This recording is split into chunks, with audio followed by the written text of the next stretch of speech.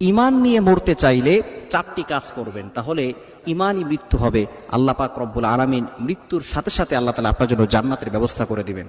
আমরা তখনই সাকসেস হব, তখনই আমরা সফলতা অর্জন করতে পারবো যখন আমাদের কবর জগৎ থেকেই আল্লাহ তাআলা আমাদের জন্য জান্নাতের বাগান করে দিবেন কবর, এবং আমরা জান্নাত পেতে পারবো, তখনই আমরা সফলতা অর্জন করতে পারবো। এটা আল্লাহ তাআলা নিজেই বলে দিয়েছেন। পবিত্র কোরআনুল কারীম খুলেন, আল্লাহ তাআলা বলছেন 28 নম্বর পারা 7 নম্বর পৃষ্ঠার 5-6 নম্বর লাইন, সূরাতুল হাশরের 20 নম্বর আয়াতে আল্লাহ বলছেন, লা ইয়াস্তাযী আসহাবুন নারি ওয়া আসহাবুল জান্নাহ আসহাবুল জান্নাতি হুমুল ফাইজুন।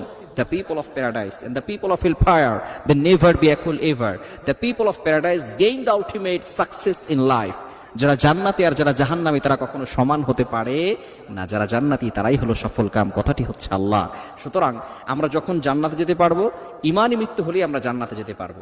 এজন্য জান্নাতে গেলেই আমরা সফলতা অর্জন করতে পারবো।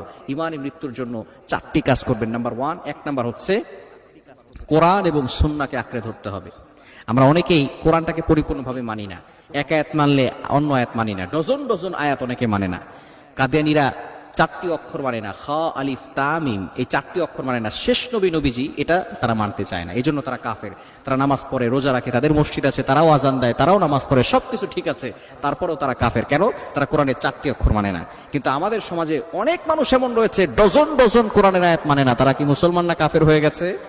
এজন্য অবশ্যই যারা কোরআনকে অস্বীকার করবে তারা কিন্তু কাফের হয়ে যাবে। এজন্য কোরআন পরিপূর্ণভাবে আঁকড়ে ধরা, নবীজি সাল্লাল্লাহু আলাইহি সাল্লামের সুন্নাহকে আঁকড়ে ধরা, নবীজি সাল্লাল্লাহু আলাইহি সাল্লামকে পরিপূর্ণভাবে ভালোবাসা, নিজের জীবনের থেকেও বেশি ভালোবাসা, কোরআন এবং সুন্নাহকে পরিপূর্ণভাবে আঁকড়ে ধরতে হবে। নাম্বার 2, দ্বিতীয় নাম্বার হচ্ছে নেক আমল বেশি বেশি করা, ধারাবাহিকভাবে করা। নেক আমল ধারাবাহিকভাবে করা, যদিও সেটা কম হয় তবে আপনি ধারাবাহিকভাবে করে যাবেন। এবং এটার জন্য আপনাকে যে কাজটা করতে হবে, নেক যে সমস্ত মানুষগুলো আছে, আল্লাহওয়ালা মানুষের সাথে থাকা। যদি আপনি আল্লাহওয়ালা মানুষের সাথে থাকেন তাহলেই কিন্তু আপনি নেক আমল বেশি বেশি করতে পারবেন। ফর এক্সাম্পল, এই টুপি এটা কিন্তু আল্লাহওয়ালা না, দাড়ি এটা আল্লাহওয়ালা না, দাড়ি এটা হচ্ছে নবী সাল্লাল্লাহু আলাইহি সাল্লামের সুন্নাহ।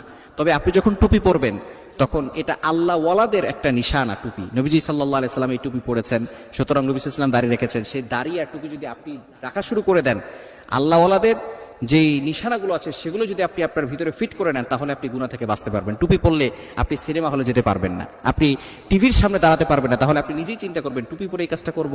সুতরাং যেই টুপি, যেই দাড়ি, যেই পোশাক যদি আপনাকে গুনাহ থেকে বাঁচায়, সেই আল্লাহর একজন লোক যদি আপনার সাথে থাকে, আপনি যদি তার সাথে থাকতে পারেন, তাহলে কি পরিমাণ আপনি গুনাহ থেকে বাঁচতে পারবেন।